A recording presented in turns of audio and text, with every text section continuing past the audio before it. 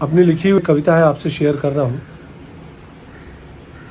कितना आसान है ये कह देना, कितना आसान है ये कह देना कि आसमान को जमीन पे लाऊंगा एक दिन, चट्टानों का सीना चीर के नदी बहाऊंगा एक दिन। कितना आसान है ये कह देना। कहने से अगर करना हो जाता तो करने की जरूरत न पड़ती।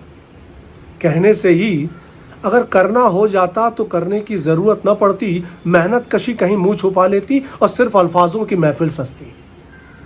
महफिल सजती अल्फाजों की जुबां से ही काम चलाते और शब्द ही जाते आसमां में चांद को कैद करके ले आते कि चांद को मुट्ठी में समाऊंगा और सूरज से आंख मिलाऊंगा एक दिन।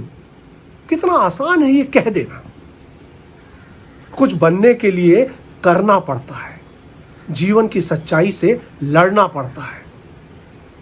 कहने से ही अगर मंजिल पास आ जाती और आसान हो जाते रास्ते, कहने से ही अगर मंजिल पास आ जाती और आसान हो जाते रास्ते, तो न कटते उन मजदूरों के हाथ एक ताजमहल के वास्ते कि तेरी याद में ताजमहल बनवाऊंगा एक दिन। अम्मा कितना आसान है ये कह देना।